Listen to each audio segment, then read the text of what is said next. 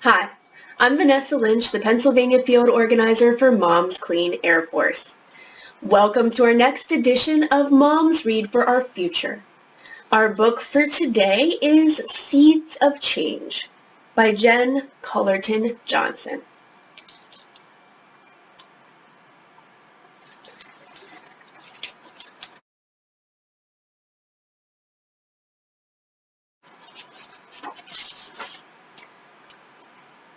Come, Wangari's mother called.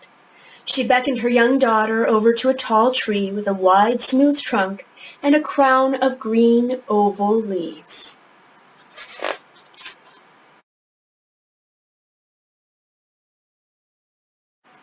Feel, her mother whispered. Wangari spread her small hands over the tree's trunk. She smoothed her fingers over the rough bark.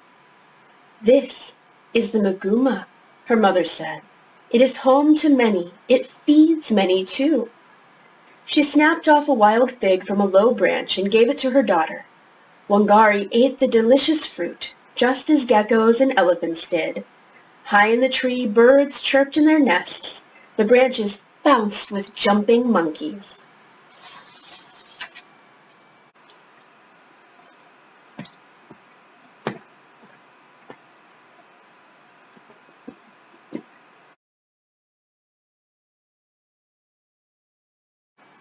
Our people, the Kikuyu of Kenya, believe that our ancestors rest in the tree's shade, her mother explained. Wangari wrapped her arms around the trunk as if hugging her great-grandmother's spirit. She promised never to cut down the tree.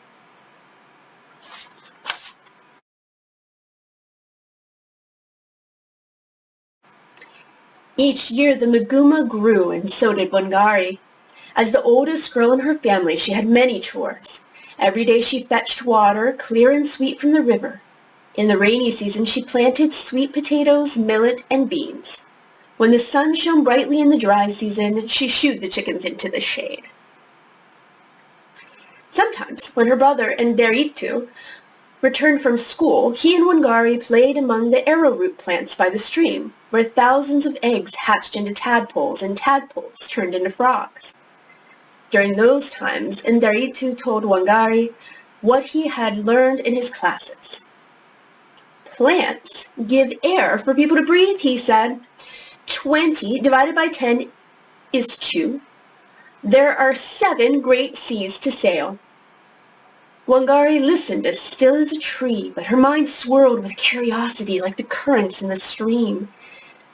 Even though she knew few Kikuyu girls who could read, Wangari dreamed of going to school and learning just like her brother. I must go to school, she told him. You will, he promised.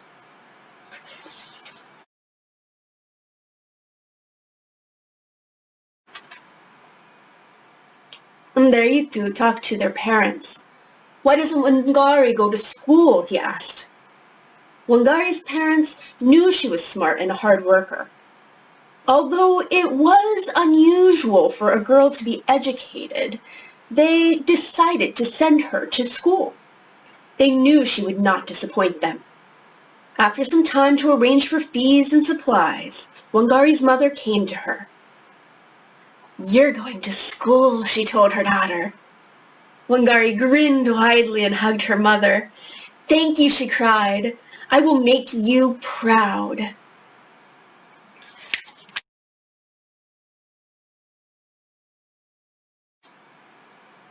Wangari walked the long road to a one-room schoolhouse with walls made of mud, a floor of dirt, and a roof of tin. In time, she learned to copy her letters and trace numbers. Wangari's letters soon made words, and her words made sentences. She learned how numbers could be added and subtracted, multiplied and divided. Animals and plants, she discovered, were like human beings in many ways. They needed air, water, and nourishment too.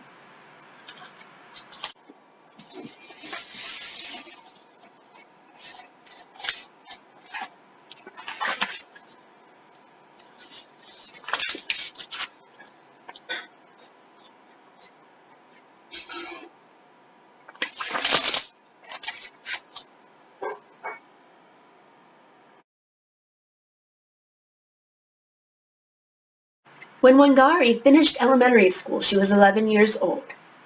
Her mind was like a seed rooted in rich soil, ready to grow. Wangari wanted to continue her education, but to do so, she would have to leave her village and move to the capital city of Nairobi.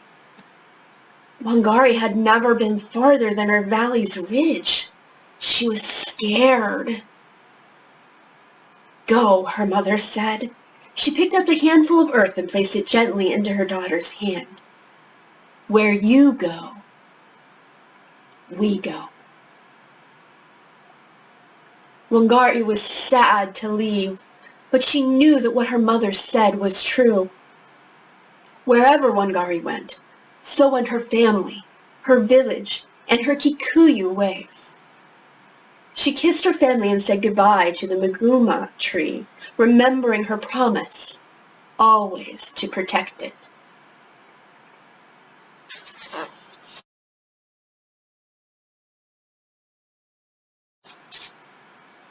Wangari's new life in the city amazed her. Skyscrapers towered above her head, not trees. People rushed through the streets like river water over stones. At school, she lived with other girls like her, all trying to weave their village customs with new city ones. At night, when the girls slept, Wangari dreamed of home and the sweet figs of the Maguma tree. Her dreams reminded her to honor her Kikuyu tradition of respecting all living things.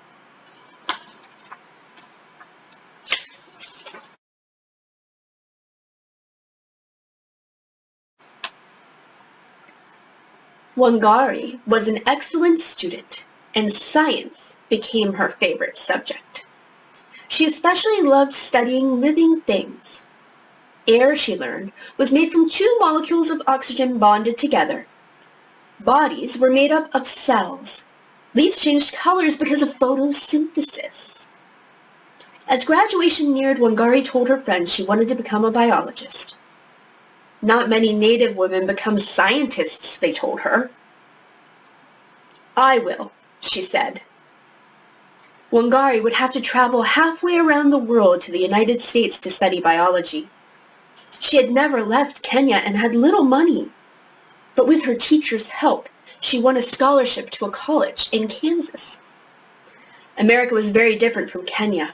In college, many of Wangari's science professors were women. From them, she learned that a woman could do anything she wanted to, even if it hadn't been done before. While Wangari discovered how molecules move under a microscope lens and how cells divide in petri dishes, she also found her strength as a woman scientist.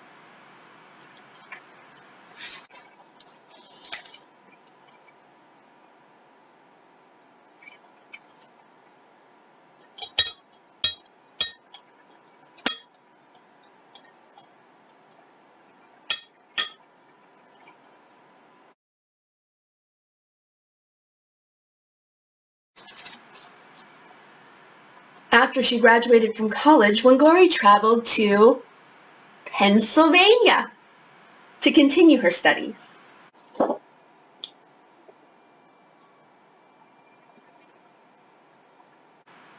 Letters from home told Wangari about changes in Kenya. The people had elected a Kikuyu president, Jomo Kenyatta. Proud of her country and proud to be Kikuyu, Wangari decided to return home to Kenya to help her people.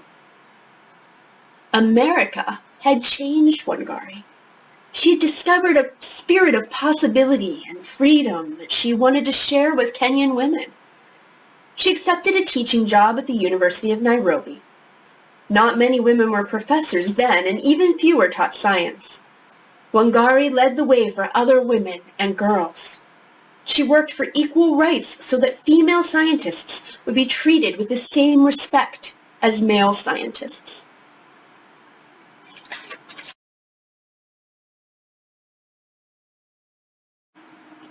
Wangari watched sadly as her government sold more and more land to big foreign companies that cut down forests for timber and to clear land for coffee plantations. Native trees such as cedar and acacia vanished. Without trees, birds had no place to nest. Monkeys lost their swings. Tired mothers walked miles for firewood. When Wangari visited her village, she saw that the Kikuyu custom of not chopping down the Maguma trees had been lost. No longer held in place by tree roots, the soil streamed into the rivers. The water had been used to grow maize, bananas, and sweet potatoes, turned to mud and dried up. Many families went hungry. Wangari could not bear to think of the land being destroyed. Now married and the mother of 3 children, she worried about what would happen to all of the mothers and children who depended on the land. "We must do something," Wangari said.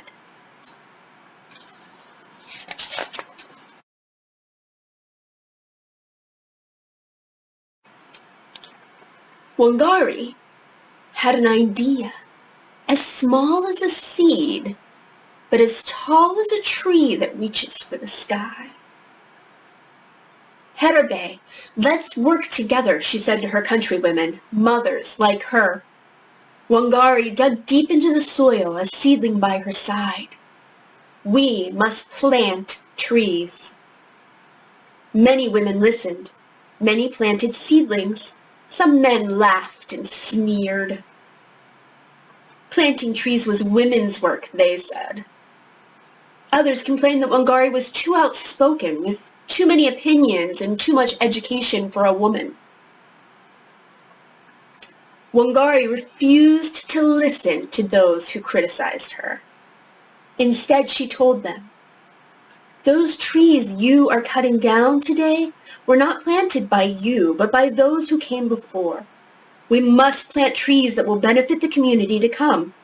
Like a seedling with sun, good soil, and abundant rain, the roots of our future will bury themselves in the ground, and a canopy of hope will reach the sky."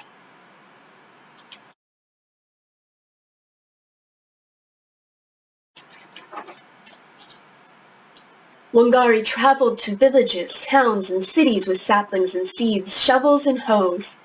At each place she went, women planted rows of trees that looked like green belts across the land. Because of this, they started calling themselves the Green Belt Movement. "We might not change the big world, but we can change the landscape of the forest," she said.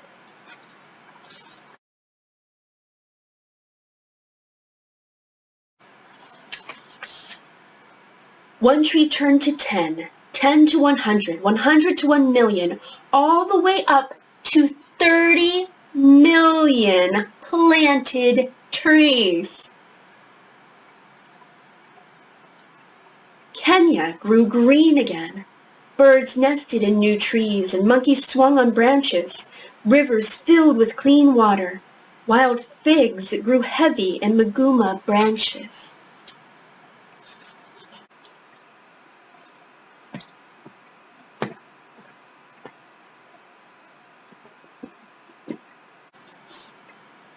Mothers fed their children maize, bananas, and sweet potatoes until they could eat no more.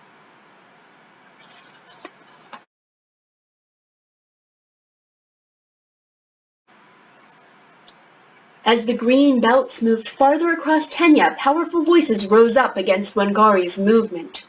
Foreign business people, greedy for more land for their coffee plantations and trees for timber, asked, "Who's this woman who can change so many lives with a sapling?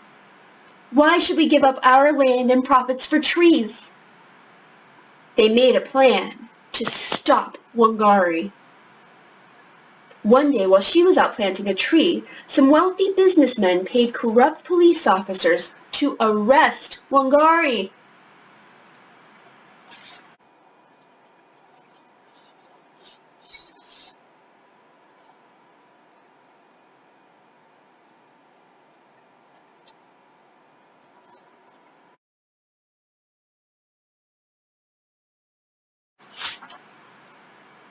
In her jail cell, Wangari prayed, And like a sturdy tree against a mighty wind, her faith kept her strong.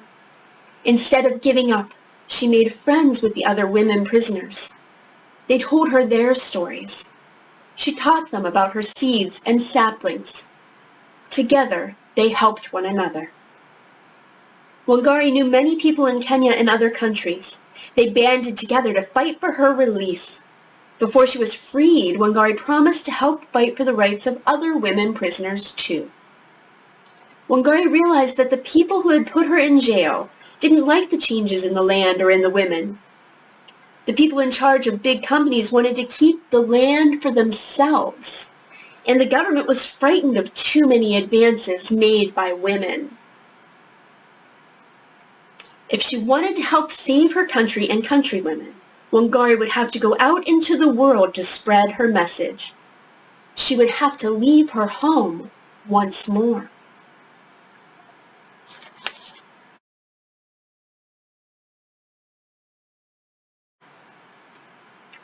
Wangari began to travel, telling her story to teachers, presidents, farmers, ambassadors, and schoolchildren all over the world. She dug in the dirt and planted seedlings and spoke about women's rights. With everyone she met, she shared the seeds of change.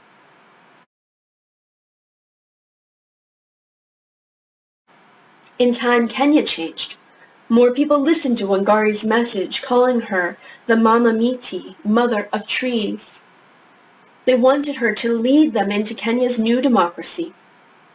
Wangari was elected to Kenya's parliament and became Minister of the Environment. Still, she did not stop planting trees.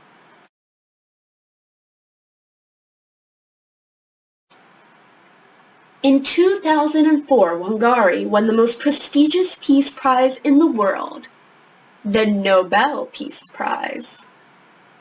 It had never before been awarded to an African woman or an environmentalist.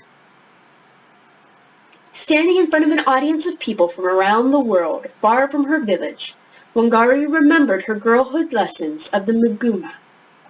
She understood that persistence, patience, and commitment to an idea as small as a seed, but as tall as a tree that reaches for the sky, must be planted in every child's heart. Young people, you are our hope and our future, she said. And then, as she had done so many times before, Wangari planted a tree.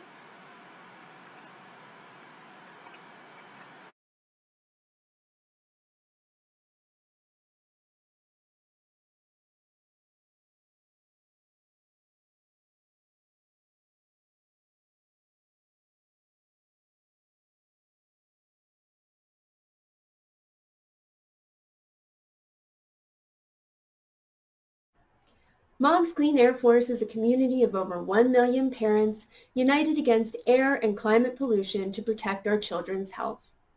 Moms Read for Our Future is a story time dedicated to reading about environmental and conservation-based books for our youngest learners. Remember, no one is too small to change the world, and no change is too small to make a difference.